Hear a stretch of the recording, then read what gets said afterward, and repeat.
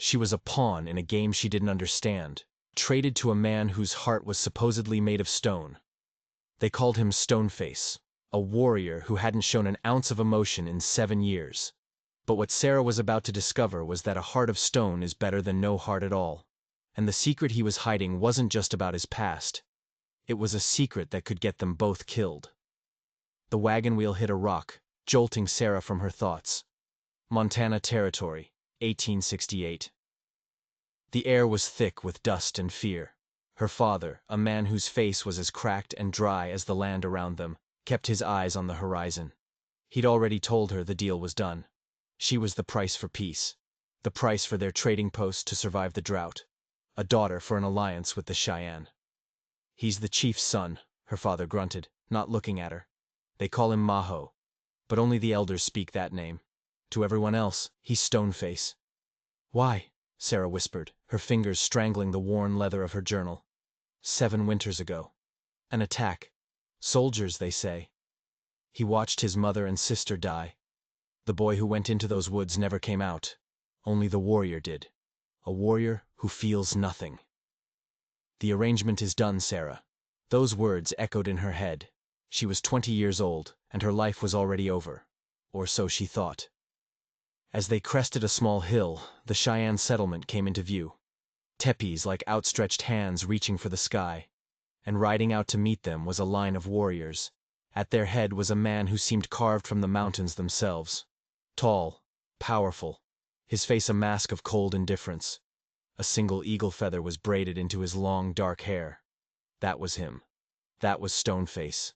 Her breath caught in her throat. He was handsome, terrifyingly so.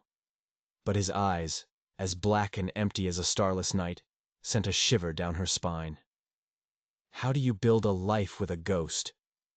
The ceremony was a blur of strange words and rituals that meant nothing to her. She stood beside him, this statue of a man, and felt utterly alone. She was now Sarah Stoneface, wife to a man who didn't want her, in a home that wasn't hers. As an old woman with kind eyes named Woman Speak softly led her to Maho's teepee, she gave Sarah a piece of advice. "He is a good man, but his spirit is wounded. Be patient." Patience. It was all she had left.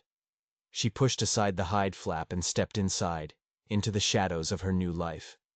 But the man waiting inside wasn't just a ghost, he was a man with a secret, and she had just walked right into the middle of it. The inside of the teepee was surprisingly neat. Furs were laid out, weapons were hung with care, and a small fire crackled in the center. Maho stood by the fire, his shadow dancing on the walls like a looming giant. "You can put your things there," he said. His voice was deep, his English perfect, but it was completely flat, devoid of any warmth. Sarah set down her small bag, her mother's silver hairbrush, and her precious journals. The silence that followed was heavy, suffocating. "You are afraid," he stated. It wasn't a question. "I'm nervous," she corrected, lifting her chin. "This is not the life I imagined." "Nor I," he replied, and for the first time she felt a flicker of something. Was it bitterness? He gestured to a pile of furs. "Rest. You are tired." She sat, watching him. "Why me?" she finally asked. "My father's trading post isn't the only one." He poked the fire, the orange light illuminating the hard lines of his face. "Your father is an honest man," he said. "And I have seen you before." Sarah froze. "Where?" "At the post, last winter." He paused, his hand stilling for a moment. "You were drawing in your book. You gave bread to a child from my tribe. You thought no one was looking." She remembered. A little boy, shivering in the cold. "I didn't know anyone saw." "I saw," he said. And for a split second, the ice in his eyes seemed to thaw. Just a fraction. Then it was gone. "You will be safe here," he promised. "And the duties of a husband and wife?" She stammered, her face burning. He finally turned to look at her, and his gaze was intense, unreadable. "This marriage is for peace, not for my comfort, or yours. I will sleep there." He pointed to the other side of the teepee. We will learn each other's ways. In time. Relief washed over her, so powerful it made her dizzy. But it was followed by something else. A strange pang of disappointment. She pushed the feeling down. That night, as she lay on her furs, pretending to sleep, she watched him. He thought she was asleep when he pulled something from a leather pouch. It was a small, half-finished carving of a wolf. He worked on it with a surprising gentleness, his large, scarred hands moving with an artist's grace. It was a startling contrast to the fearsome warrior. But then she saw something else. On the wall behind him, painted faintly on the hide, were symbols she didn't recognize, and among them, a crude drawing. A drawing of a bird. A bluebird. Just like the one on the cover of her journal. He hadn't just seen her at the trading post. He had been watching her. And suddenly, this marriage didn't feel like a political arrangement at all. It felt like a trap. The days that followed were a quiet torture. Maho was a ghost in his own home. He would be gone before she woke, hunting or attending council meetings. He would return after dark, bringing food, but never a word. He left her small gifts, a wildflower, a smooth riverstone, a feather. They were gestures of a man performing a duty, not a husband showing affection. Sarah tried to learn the Cheyenne ways from woman speak softly. She learned to tan hides, to find medicinal herbs, to speak their tongue. The women of the tribe watched her with curiosity, their whispers following her like a shadow. "Stoneface watches her," she heard one say, "but his eyes are still dead." She felt like a specimen in a jar, the strange white wife of the soulless warrior. Every night she would see him working on his carvings. A deer, a hawk, an eagle. Each one perfect, each one filled with a life that he himself seemed to lack. One evening, she gathered her courage. "They're beautiful," she said, nodding toward the small wooden army accumulating by his bed. He grunted, not looking up from the bear he was shaping. "Who taught you?" she pressed. He stopped carving. The silence stretched.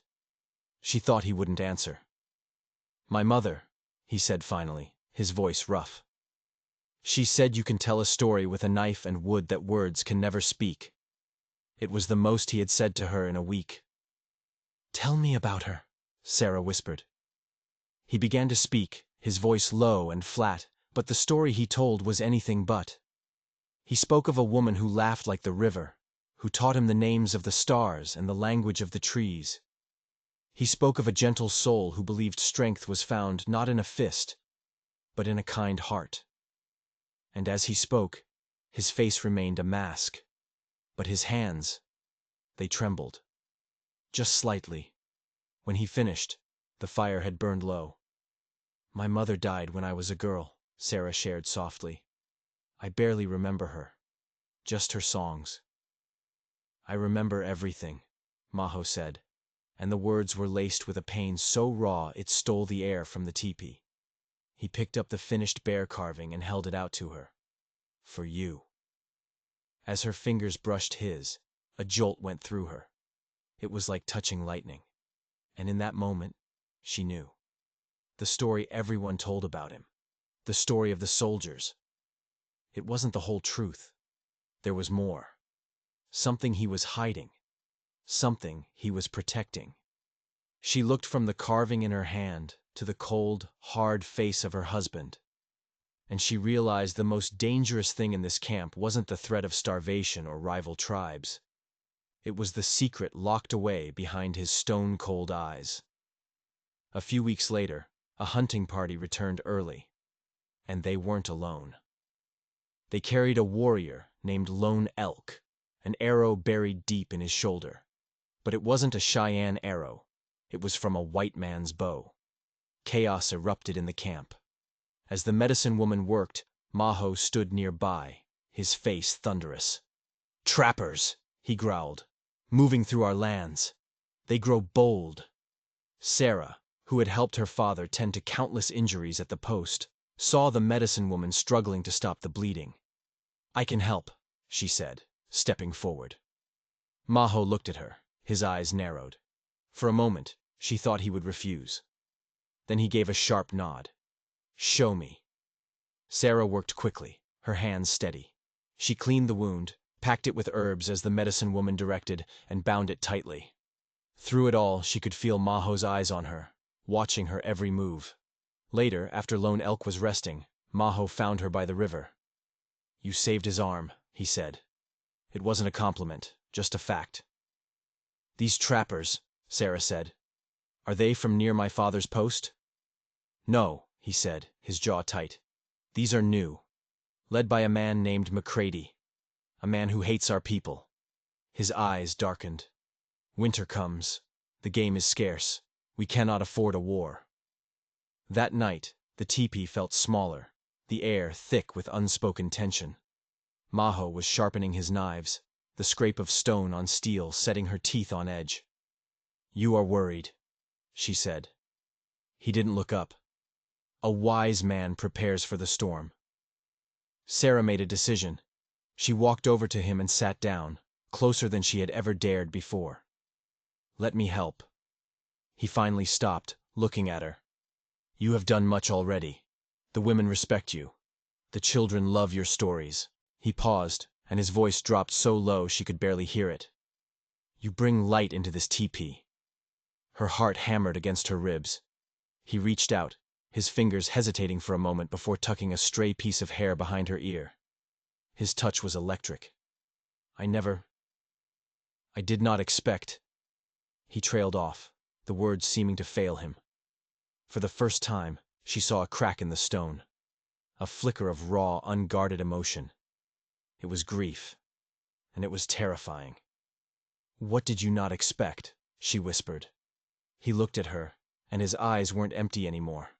They were filled with a storm of memories. "To feel anything again," he breathed. "After they were gone, I buried my heart. It was easier to be stone." His confession hung in the air between them, fragile and dangerous. She found her courage. "Perhaps it is not buried," she said softly. "Perhaps it is just sleeping." He stared at her. His lips parted slightly. The great, unmovable stone face looked lost. He leaned in, slowly, cautiously, as if approaching a wild animal. His forehead came to rest against hers. It was a gesture of profound intimacy, and it shattered her. "Sarah." He whispered her name, and it was like a prayer. The stone was cracking. But just as the first real light was about to break through, a shout from outside ripped them apart. A scout had returned, and he brought news that would not just crack Maho's stone heart, but shatter their entire world. The trappers were not just passing through. They had found something, and they were coming back for it. The scout's words sent a chill through the camp. McCready and his trappers weren't just hunting beaver. They were following old maps, searching for something the Cheyenne had protected for generations. A hidden canyon, rich with gold. The something Maho's mother was protecting the day she died. The council met for hours. The elders argued for caution, the younger warriors for war. Maho sat in silence, his face once again an unreadable mask. But Sarah could see the turmoil in the tight set of his jaw, the clenching of his fists. When he returned to their teepee, he looked right through her. The connection they'd shared the night before was gone, replaced by a wall of ice. He was Stoneface again. "They will attack before the next full moon," he said, checking his bowstring.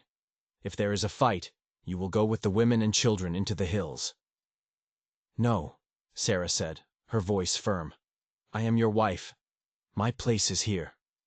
His head snapped up, his eyes flashing with a dangerous fire. "Your place is where I say it is.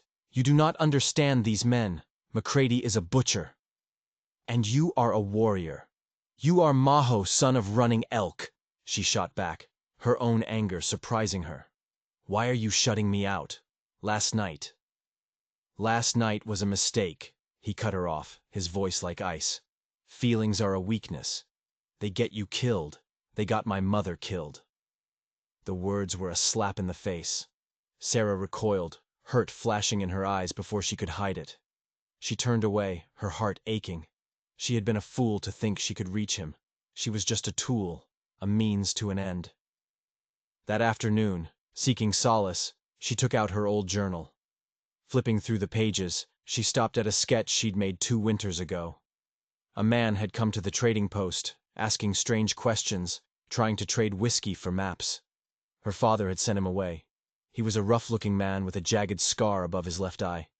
She had drawn him from memory, a habit she'd had since she was a girl. Her blood ran cold. She had seen that scar before. Just yesterday. On the face of Lone Elk, the warrior who had been shot. But it wasn't from the arrow. It was an old scar. She ran from the teepee, her journal clutched in her hand, her mind racing. She found Lone Elk recovering. She showed him the drawing, her hand shaking. "Do you know this man?" He stared at the picture, his eyes widening. He nodded slowly. He was a soldier," Lone Elk whispered in broken English. "7 winters ago. I saw him." It didn't make sense. Her father had said it was soldiers who attacked Maho's family. But this man in her drawing was a trapper, a drifter. He wasn't a soldier. Unless her father had lied. The world tilted on its axis. She stumbled back to her teepee, the horrible truth crashing down on her. Her father's story was a lie. He knew more about that day than he'd told her. This marriage wasn't just about an alliance. It was about his guilt. He had sent her here as a sacrifice, to atone for a sin he had kept hidden for 7 years. She looked up as Maho entered the teepee. He saw the journal in her hand, open to the drawing. He saw the look on her face. He walked over and took the journal from her trembling fingers. He stared at the face she had drawn. A low, guttural sound escaped his throat. It was the sound of a wounded animal.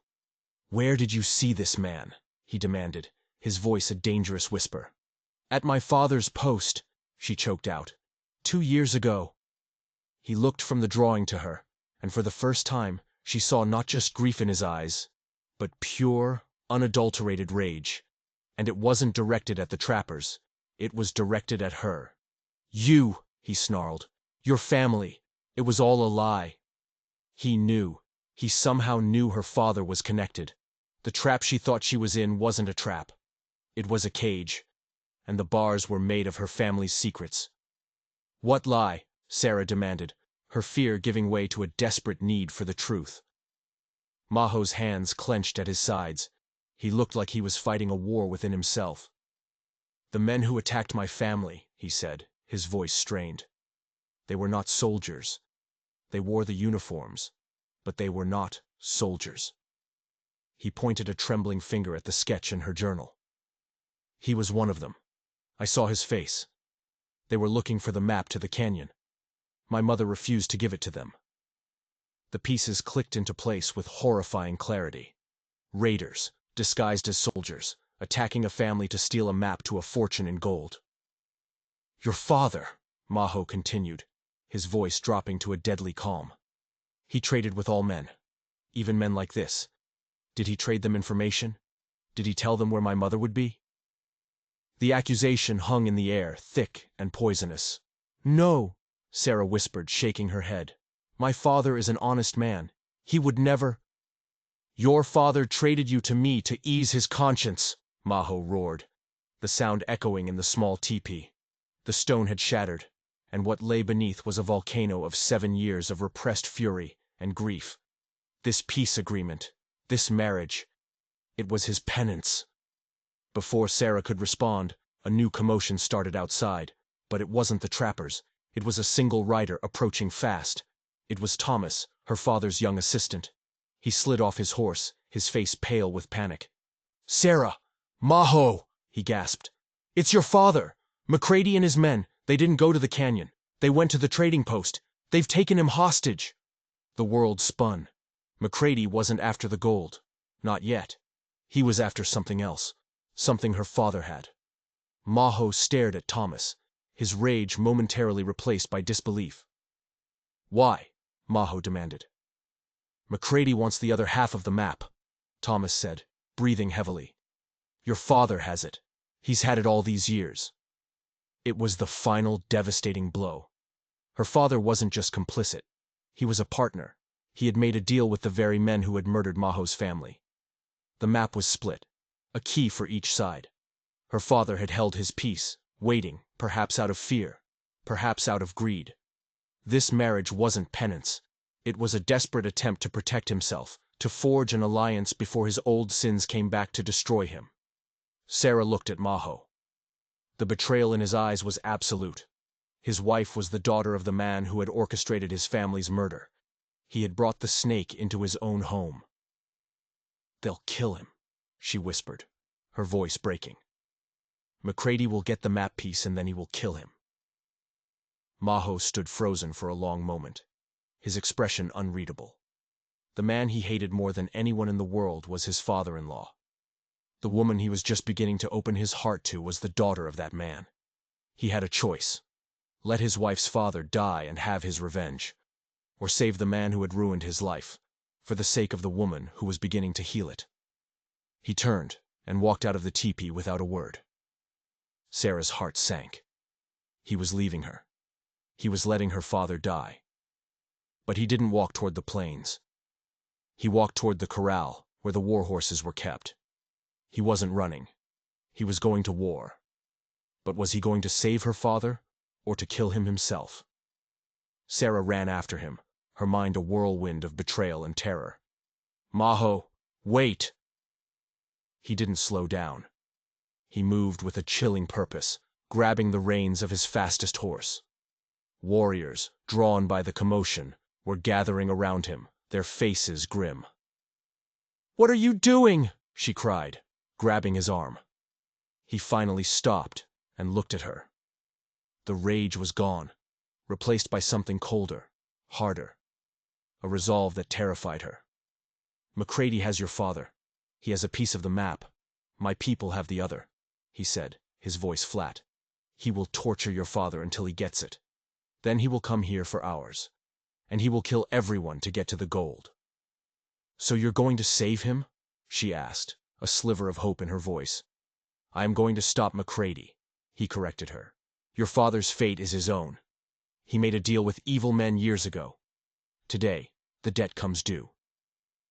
The coldness of his words was a physical blow. He saw her as nothing more than the daughter of his enemy. "Take me with you," she pleaded. "It's my father. I have to." "No." He swung himself onto the horse. "You are a Mitchell. I cannot trust you." His warriors let out a murmur of agreement. To them, she was the enemy now, too. "I am your wife!" she screamed, tears streaming down her face. "I am Sarah Stoneface!" He looked down at her, and for a fleeting moment, she saw a flicker of the man from the other night. The man who had leaned his forehead against hers. The man who was starting to feel again. But it was gone as quickly as it came. "Stay with woman, speak softly," he commanded. "If I am not back by sunrise, take the others and ride for the hills. Do not stop." And with that, he spurred his horse, and he and his warriors thundered out of the camp, leaving Sarah standing in a cloud of dust and despair. She was alone. Her husband thought she was a traitor. Her father was a monster, and both were about to be killed. Woman Speak Softly came and put a gentle hand on her shoulder. "You cannot change what is," the old woman said softly. "Now we must prepare for the dead." But Sarah wasn't ready to prepare for the dead. A fire she never knew she had ignited in her belly. Her father had lied. Her husband had abandoned her. She was a pawn in their game. But she was done being a pawn. She wiped the tears from her face, her expression hardening. If Maho wouldn't trust her, she would make him. And if her father was going to die, he was going to answer to her first. She ran to the corral, found the horse Maho had given her, and swung herself onto its back. She had no weapons, no plan, just a desperate burning need to rewrite the ending of this story. She kicked the horse into a gallop, riding hard into the coming night, following the trail of dust left by her husband and his warriors. She was no longer just Sarah Mitchell, the trader's daughter. She was no longer just Sarah Stoneface, the warrior's wife. She was a woman caught between two worlds, and she was about to bring them crashing together. The trading post was a fortress of shadows and torchlight. McCready's men were everywhere, their laughter coarse and ugly. Sarah tethered her horse in a grove of trees and crept closer, her heart pounding a frantic rhythm against her ribs. She could see Maho and his warriors hidden in the rocks on the far side, waiting. A stalemate. She had to find a way inside. She knew this place better than anyone. She knew the loose board in the back wall of the storeroom, a secret entrance she and Thomas used as children.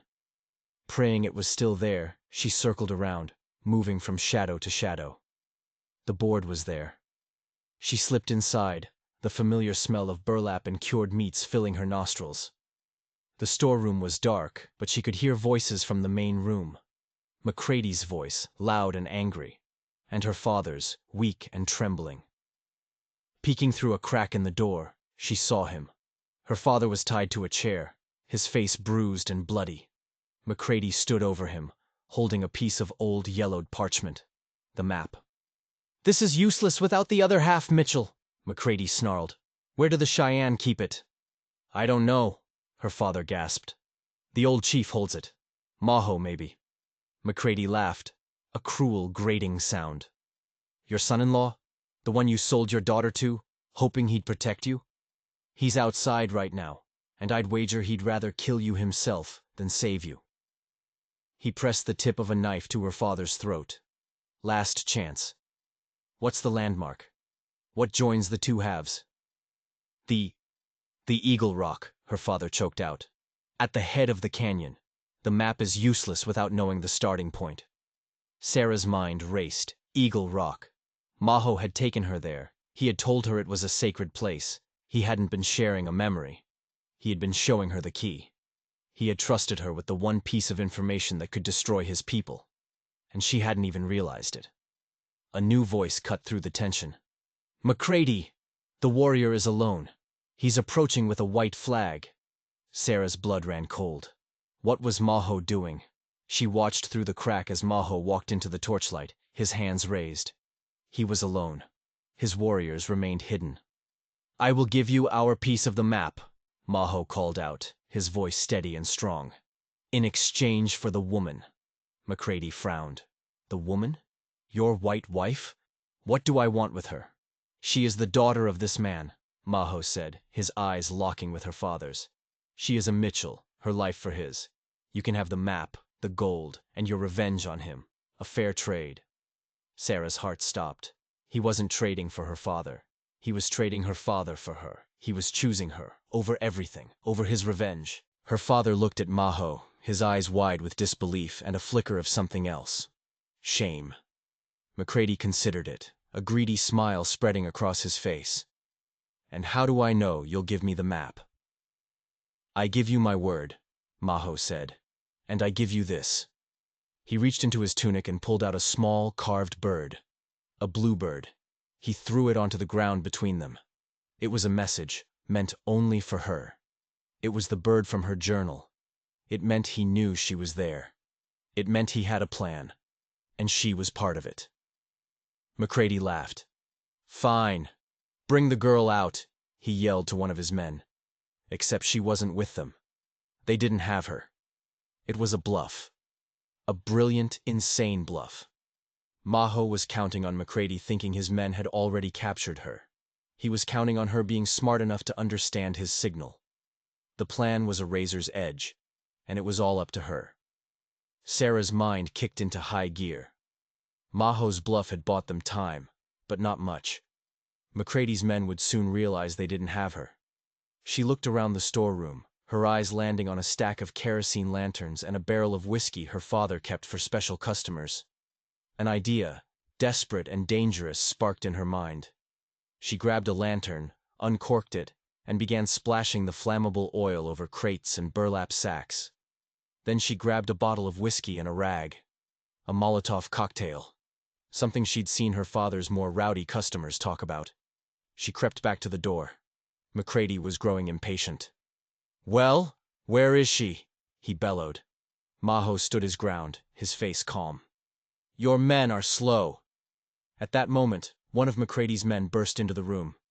"Boss! We can't find her! She's not with the natives!" McCrady's face turned purple with rage. He spun around, pressing the knife back to her father's throat. "You lying piece of—" That was her cue. Sarah lit the rag stuffed in the whiskey bottle, took a deep breath, and kicked the storeroom door open. "Looking for me?" she yelled. Every head in the room snapped toward her. For a split second, they were all frozen in shock. McCready, her father, even Maho, whose eyes widened almost imperceptibly. She didn't hesitate. She hurled the flaming bottle into the far corner of the room, where the oil-soaked sacks were piled. They erupted in a whoosh of fire. Then she threw the lantern itself at the base of the main support beam. Flames licked up the dry wood instantly. The trading post was a tinderbox. Panic exploded. McCready's men scrambled, caught between the fire and the Cheyenne warriors they now knew were waiting outside. "Get the map!" McCready screamed, shoving her father's chair over and grabbing the parchment from the table. But Maho was already moving. In the chaos, he was a blur of motion. He launched himself at McCready, not with a weapon, but with the force of a freight train. The two men crashed to the floor. Sarah ran to her father, pulling a knife from a nearby table to saw at his ropes. "Sarah! Behind you!" her father croaked. She spun around to see one of McCready's men lunging at her. Before she could react, an arrow sprouted from his chest. She looked toward the door and saw Maho's warriors pouring in, their faces fierce and determined.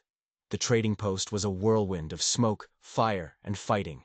Sarah finally cut her father free. "Get out!" she yelled, coughing as the smoke thickened. "Go!" He staggered toward the back exit, but then he stopped. He looked back at the map piece that had fallen to the floor in the struggle between Maho and McCready. He hesitated, his greed warring with his fear. "Dad, no!" Sarah screamed, but it was too late. McCready, seeing his prize, kicked Maho away and made a dive for the map. At the same time, her father lunged for it too. Both their hands closed on the parchment. And at that exact moment, the flaming support beam above them groaned, splintered, and came crashing down. Maho, seeing what was about to happen, tackled Sarah, pulling her out of the way just as the massive beam crushed the spot where they had been standing. It landed directly on top of McCready and her father. There was a sickening crunch and then silence. The fighting stopped. The fire roared. Maho pulled Sarah to her feet, his hands gripping her arms tightly, his eyes searching hers for any sign of injury. "Are you hurt?" he asked, his voice raw with emotion. She shook her head, numb with shock. She looked at the wreckage. Her father was gone. McCready was gone. The map, the curse that had started all of this, was burning to ash beneath the rubble. It was over. Maho pulled her into his arms, burying his face in her hair. She could feel him trembling. The great, unshakable stone face was shaking. He held her as if he would never let her go, right there in the heart of the inferno his wife had started. They stood outside, watching the trading post burn, the flames lighting up the night sky. The past was turning to ash before their eyes. Maho's warriors rounded up the few of McCready's men who had survived. The rest were gone. The threat was over. Sarah stared into the fire, her mind a numb haze. Her father was dead. He was a liar and a betrayer, but he was still her father. She felt a hand on her shoulder. It was Maho. "He chose the map," Maho said softly, not as an accusation, but as a simple, sad truth. "In the end, he chose the gold over you." Sarah nodded, a single tear tracing a path through the soot on her cheek. "I know." They stood in silence for a long time. The anger between them had burned away with the building, leaving something quiet and fragile in its place. "You trusted me," she finally whispered, looking up at him. "At the Eagle Rock. You showed me the key." He met her gaze, his dark eyes filled with an emotion she could finally read. It was regret, and it was hope. "My heart trusted you," he said, "even when my head told me not to. I have been stone-faced for so long, I forgot how to listen to it." He reached out and gently wiped the tear from her cheek with his thumb. "My mother used to say that courage is not the absence of fear but the opening of the heart, even when it has been broken." "I was so scared," she admitted. "So was I," he confessed, his voice barely a whisper. "When I saw you standing in that doorway with fire in your hand and defiance in your eyes, I have never been more terrified in my life. I thought I was going to lose you." He pulled her closer, his hand moving to the back of her head, his fingers tangling in her hair.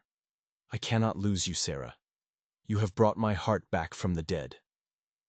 For the first time he smiled. A true, real smile that transformed his entire face. It was like watching the sun rise after a long, dark night. "You are no longer Stoneface," she said, her own lips curving into a smile.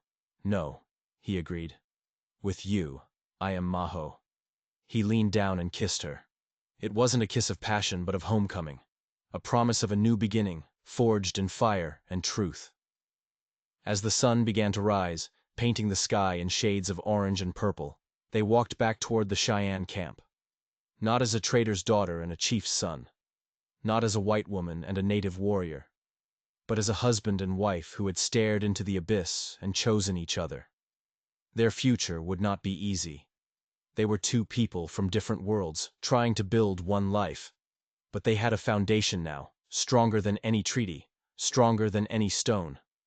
It was a foundation of trust, courage, and a love that had proven it could survive the fire. They had discovered that the bravest thing you can do is not to build a wall around your heart, but to be the one who is brave enough to tear it down. If you enjoyed this story of courage and unexpected love, don't forget to like and subscribe for more tales that explore the wild frontiers of the human heart. Let us know in the comments what you think Sarah and Maho's future holds. Thanks for watching.